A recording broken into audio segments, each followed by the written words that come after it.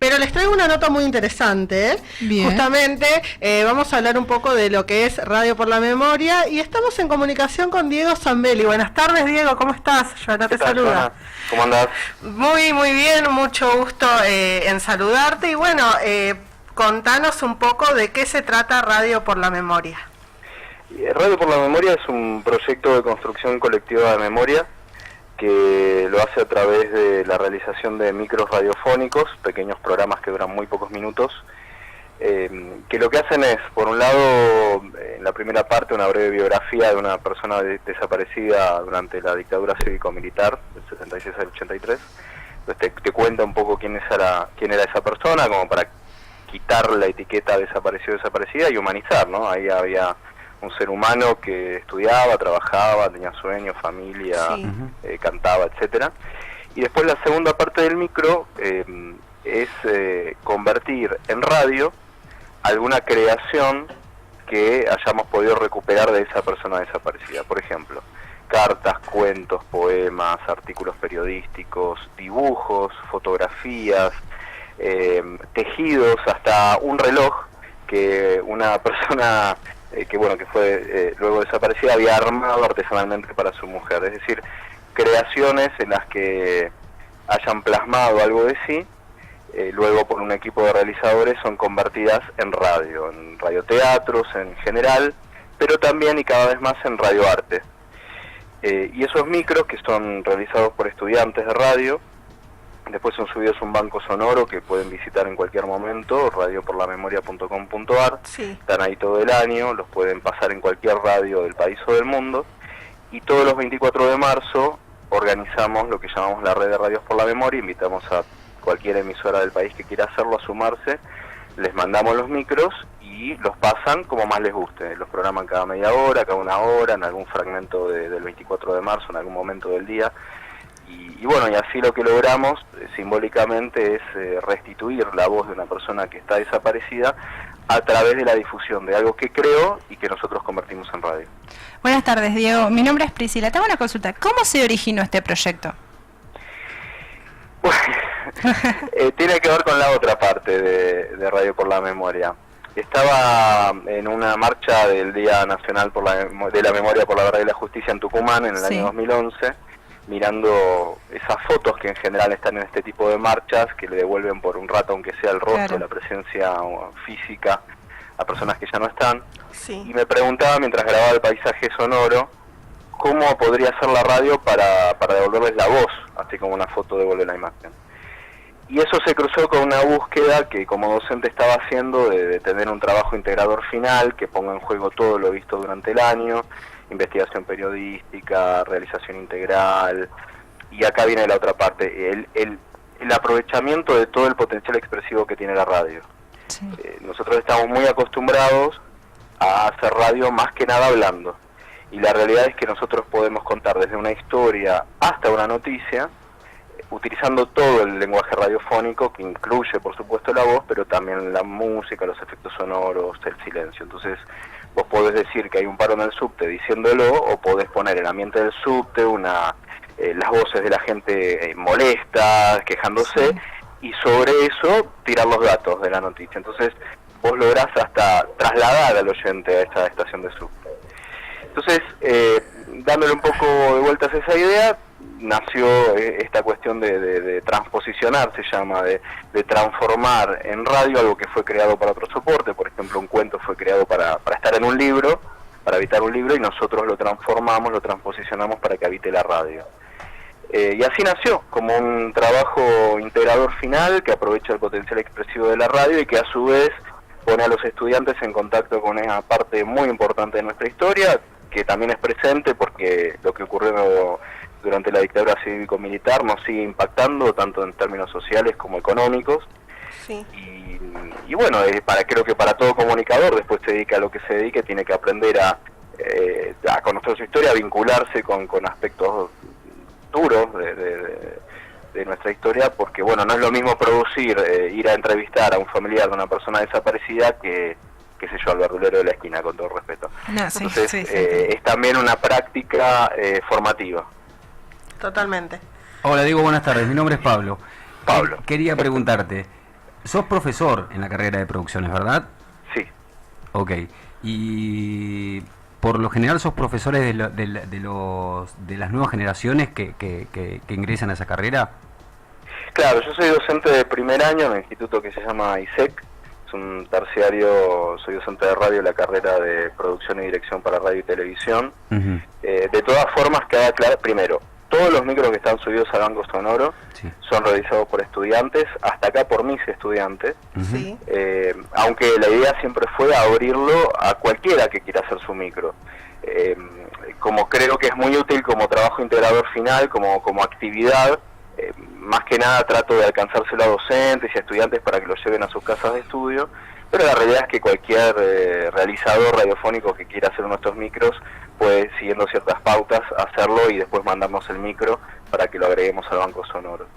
Un poco, Pablo, por lo que vos decías, sí, tiene que ver con que los nuevos comunicadores Sí. se formen en la responsabilidad social que tiene todo comunicador. Claro. Cada palabra que hagamos decir como productores o que digamos como conductores Uh-huh. impacta en la vida de las audiencias y de la sociedad en general. Sí. Y, impacta en lo que se llama las representaciones sociales, en cómo piensa la sociedad a las cosas y a las personas y a los grupos sociales. Uh-huh. Y entonces nosotros como comunicadores tenemos que ser muy conscientes de eso. Tal cual. Y por otra parte, como decía antes, también formar realizadores radiofónicos que puedan sacarle todo el jugo a la expresividad de la radio. Uh-huh. Buenas tardes, Diego. Mi nombre es Orlando. Orlando, ¿qué tal? Y te quería preguntar, si tenés que entrevistar o pedirle datos a una persona que vivió aquella época, me imagino que cuesta mucho, ¿no? Sacarle, que te den información, porque hay gente que no puede hablar del caso. Sí y no. Por supuesto que eso ocurre y es parte de la experiencia que quiero que los estudiantes tengan, digamos, me parece muy muy formador que tengas que meterte con una temática dolorosa. Podemos hablar de la dictadura, podemos hablar de AMIA, de ONCE, de la Embajada de Israel, digamos, de Cromañón, de grandes hechos de nuestra historia contemporánea que son dolorosos. Y entonces lo que ocurre es que sí, que a veces te topas con personas que no pudieron procesar el duelo, en nuestro caso que bueno, que tienen un familiar, una persona muy querida desaparecida y que no pueden abordar ese tema, y bueno, cuando nos pasa eso somos muy respetuosos de esa decisión y nada, no insistimos. Claro. Pero también la actividad lo que busca es demostrar en la práctica que esa es una partecita, pero que en general los estudiantes que van a entrevistar al familiar o al amigo de X persona que fue desaparecida en la dictadura, reciben muy bien esta invitación, esta propuesta, porque justamente de lo que se trata es de darle continuidad de alguna manera a esa vida que quedó trunca, a esos sueños, porque es verdad que en algunos de los trabajos que se hacen, en algunos de los micros hay un reflejo de la militancia o de la creencia o del compromiso que tuvo la persona desaparecida. Y en otros casos lo que hay también es, qué sé yo, narración tema la vaca, una carta de una niña a su prima, y lo que hay ahí es humanidad, y uno de los objetivos de este radioteatro, que es construir memoria y recordando que eran seres humanos que fueron masacrados por el terrorismo de Estado, ¿no? Claro. Porque a veces queda aún hoy, queda todo como muy confuso, ¿no? Sí, inclusive gente que ha quedado con secuelas todavía hoy, ¿no? Sí, por supuesto, y bueno, y como pasa con otras cosas, esto también busca ser humildemente algo reparador. Claro. ¿No? Hay una persona que está desaparecida, hay un vacío, esa persona ya no va a estar, pero bueno, por lo menos la restituimos como podamos.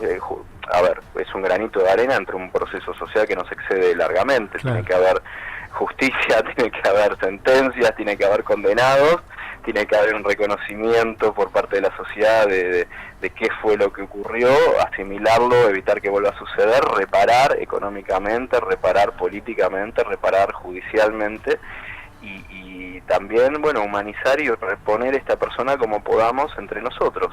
y a veces, bueno, es recuperar quién fue y qué hizo. Con lo que queda, porque vos hablabas de secuelas y de personas que no pueden todavía volver sobre esas épocas, y sobre personas desaparecidas, en muchos casos nos encontramos con que no ha quedado nada, porque por miedo a que encontraran libros o cartas o cosas y que los acusaran o que siguieran secuestrando al resto de la familia, o que fuera, muchas muchas creaciones. Sabemos que fulano escribió libros o que escribió cuentos y no quedó porque los quemaron, claro, los enterraron, por miedo, ¿no? Sí, sí. Sí, tal cual, el miedo debilita y presiona, ¿no? Y lo más lamentable es que presiona sobre las víctimas siempre, ¿no? Porque estamos hablando de gente que fue víctima de este proceso realmente muy dañino para nuestro país, para la democracia. Y bueno, contarle a la gente nuevamente, que nos cuentes vos, Diego, a dónde puede escuchar estos micros tan reparadores, como vos bien decías. Sí, antes te digo, sí, es verdad lo que vos decís. En el olvido, en la injusticia, en el impedimento de los juicios de la verdad, en las domiciliarias, en las agresiones a los organismos de derechos humanos, hay una revictimización de las víctimas directas, de las personas, claro, desaparecidas, y de sus familias, y de sus amigos y conocidos, de los alumnos en el caso de los docentes, de los trabajadores representados en el caso de los sindicalistas, desaparecidos, torturados y desaparecidos. Hay una revictimización. Entonces, todo eso, digamos, yo decía, este es un granito de arena, esto es un gran proceso social, sí, que con soles y bemoles venimos atravesando. Y bueno, esta es una manera de aportar un poco a eso. ¿Y dónde, cómo, cuándo? Bueno, pueden meterse en radioporlamemoria.com.ar y ahí van a tener el acceso a nuestro banco sonoro, que está en este momento cargado en la plataforma iVoox, es decir, que también a través de la app o entrando a iVoox nos pueden buscar. Sí. Y también recientemente nos subimos a Spotify. Bien. Y después mañana domingo nos van a poder escuchar a lo largo de la jornada en distintas radios, más de 70 radios hasta el momento en todo el país. Bien, perfecto. Y bueno, acá RBD Radio, incluida entre esas radios que van a pasar estos micros, realmente un proyecto muy sanador y sobre todo que habla de la memoria, ¿no? Una palabra que a veces uno la pasa desapercibida, la repite, pero que tiene un significado tan grande y sobre todo en hechos tan lamentables como fue la última dictadura militar. Sí, una palabra, además que incluso cuando la decís por ahí no la entendés en profundidad. Memoria no es pasado, memoria es presente y futuro. Sí. Porque si no es un lugar común ¿no? Pero sí, si no realmente estamos condenados a repetir o a no darnos cuenta que, o no sé. Entonces, es memoria, pero también es noción de presente y de futuro, de qué queremos ser como país, como sociedad, y a dónde no queremos volver nunca jamás. Claro. Diego, buenas tardes. Pablo Busto te saluda. Bueno, Pablito, ¿cómo estás? Bueno, muchísimas gracias, Pablo, por volver a sumar a RDB, digo bien el nombre de la radio, porque yo la conocí con otro nombre. Sí, es verdad. Formaste parte de los comienzos de todo esto, ¿no? Y yo la vi nacer en un living, esa radio, y mirá qué increíble flor de estudio ahí en el centro de Buenos Aires. Muchísimas felicitaciones. Fuiste, creo que la primera persona que conocí allá hace lejos y mucho tiempo que estaba jugando con el streaming, y mirá dónde llegaste. Gracias, Diego. Bueno, nada, quería agradecerte, por tenernos en cuenta siempre para formar parte de la cadena de Radio por la Memoria, y ahora te quiero comprometer al aire, porque te estamos esperando que nos vengas a visitar algún día al programa. Sí, tengo muchas ganas de conocer la radio, muchísimas ganas. Voy a ir. Bueno, más que invitado, cualquier viernes o sábado de 15 a 17 estamos, así los chicos también te conocen. La verdad que te lo voy a decir al aire, y esto no es por adulación o nada, yo les decía a los chicos que el tipo que más me hizo renegar en la carrera de producción y que más me hizo enojar fue con el que más aprendí y el que más lindos recuerdos tengo. Así que nada, agradecerte como siempre, como te digo siempre. Bueno, ¿por qué renegar? Ya me estás haciendo renegar al aire. Pasó factura. Ahora reniega con nosotros, Pablo. Diego te comenta. Sí, los hace transpirar, bueno, sí, muy bien. Un poquito. No, bueno, muy gracias, Pablo, gracias. Igual, viste que como mucho uno no obstaculiza y hay cosas que se traen, inquietudes, búsquedas, y ahí vos las fuiste llevando adelante. Así que como mucho no estorbé, ojalá haya aportado algo como vos decís. Y sí, un viernes de estos me doy una vuelta por allá, hablamos y los visito. Bueno, gracias Diego, te saludamos y bueno, gracias por la nota. Muchas gracias a ustedes y muchísimas gracias por subirse a la transmisión de mañana con los micros. Un abrazo muy grande.